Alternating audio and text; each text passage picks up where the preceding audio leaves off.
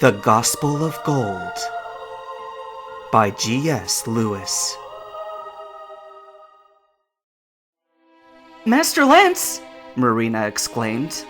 That's 3 times at least that Claire's actions have ended up working in our favor.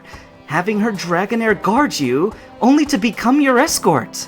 Removing Apollo's guard Pokemon so that she could force medication upon him. And then applying so much to him that you could bring him away without struggle. Lance smiled ruefully. It's why I can continue daring to hope, despite not knowing the fate of my Pokemon team, he agreed. Evil is self-destructive by nature. I fight against powers that tarnish all they affect, yet consume themselves in the process.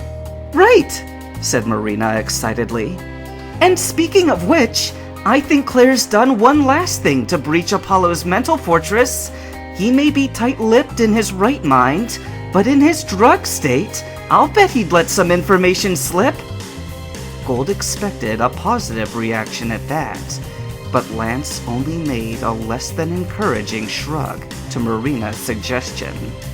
I thought about it, he said, but as I've mentioned, Apollo is trained to keep secrets, and he knows me.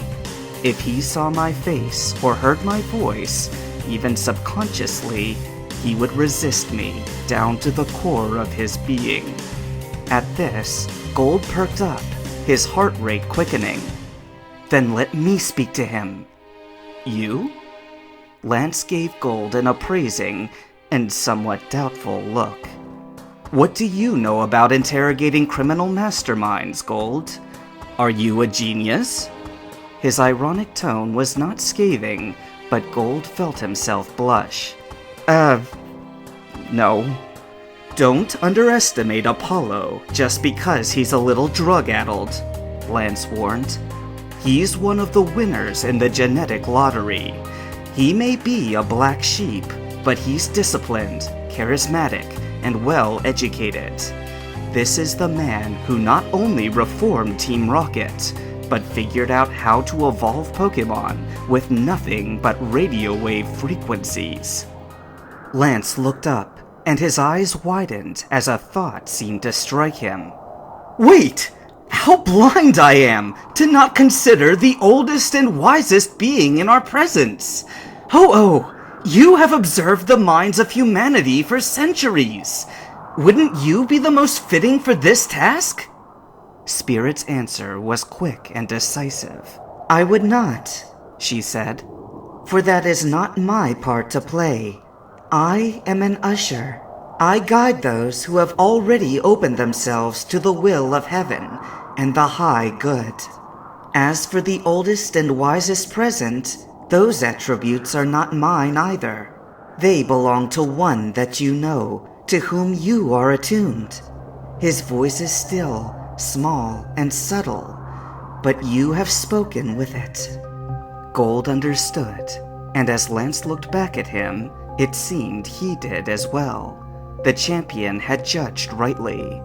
A 13-year-old boy had no business questioning the de facto ruler of Team Rocket. In this case, however, his youth need not be despised. The Spirit would be with him in this upcoming trial, and at that time, the Spirit would teach him what to say. All he had to do was be faithful. Maybe we could ask for Morty's help, began Marina.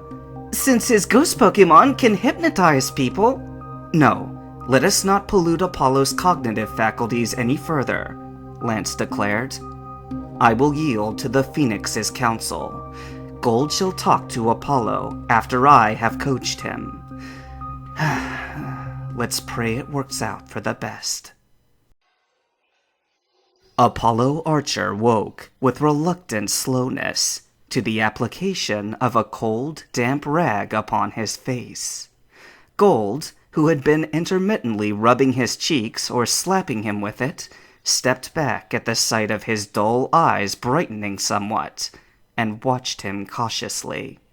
Apollo's gaze shifted about.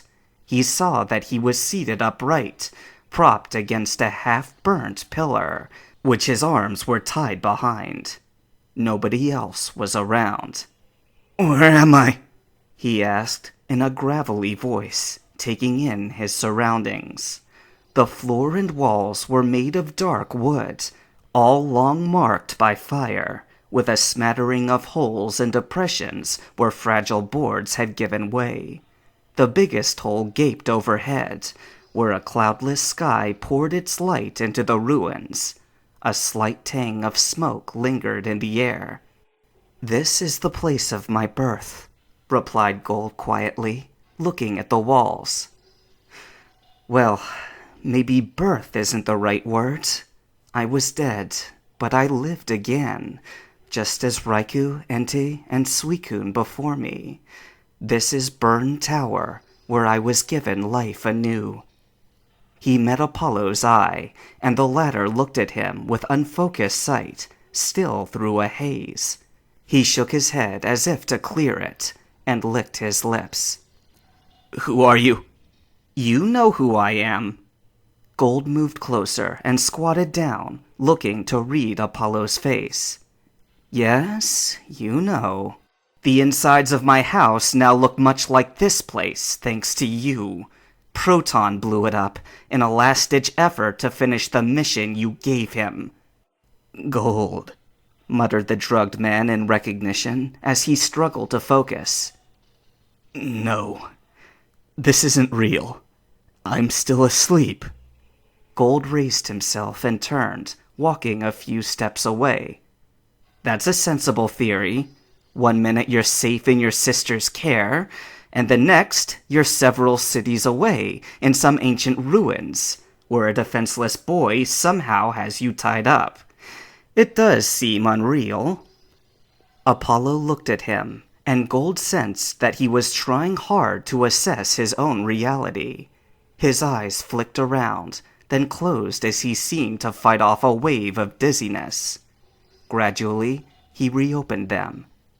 "I'm awake." "That's possible too," Gold conceded. "But it's beside the point. Waking or sleeping, this place exists. I exist because of what happened here. And you tried to kill me." The last few words brought a sudden plunging sensation in his stomach, like he had been struck by a punch that wasn't particularly hard, but went deep. "He tried to kill me. It's strange," he murmured. "You're not the first, and I doubt you're even the most hateful. But it still hurts to think you wanted me dead, especially in this place. A miracle happened here because someone cared enough. Someone capable of giving life." The inner pain seemed to burrow itself yet deeper, and Gold clenched his teeth to bear it. "It was a gift, precious, given in love. It belongs to me until my time comes. Who are you to presume you can just take it?" Gold stopped and checked himself. He was shaking, and his hands were clenched in tight fists. Letting out a slow breath, he willed himself to relax as he awaited Apollo's answer. Seconds passed, each seeming to drag out longer than the last. Just as Gold began to wonder if the rocket commander had dropped back into unconsciousness, he suddenly gave a nonchalant shrug. "Hate's got nothing to do with it," said Apollo, his voice stronger and more lucid than before. "My decisions aren't ruled by moment-to-moment passions, boy. It's just that everyone's got a net worth, and yours was particularly negative. It wasn't anything personal." The casual disregard in Apollo's tone set Gold on edge, and though he curbed his temper, it took a great measure of self-control. "Our net worth?" he asked evenly. "What are you talking about?" "What do you care?" Apollo muttered with exasperation. "Get on with what you brought me here to do. You're wasting my time." Gold crossed his arms, moving closer to Apollo. "You value your time, eh?" he asked dangerously. What if I decide that I want revenge on you? Well then, time's up for Archer. Are you sure you want to rush me into that? Apollo shrugged again. I'd like to live. You haven't killed me yet, so there has to be something else you want. I don't think you'd end me before I gave it to you. He gave a plastic smile. Out with it already. Let us talk business.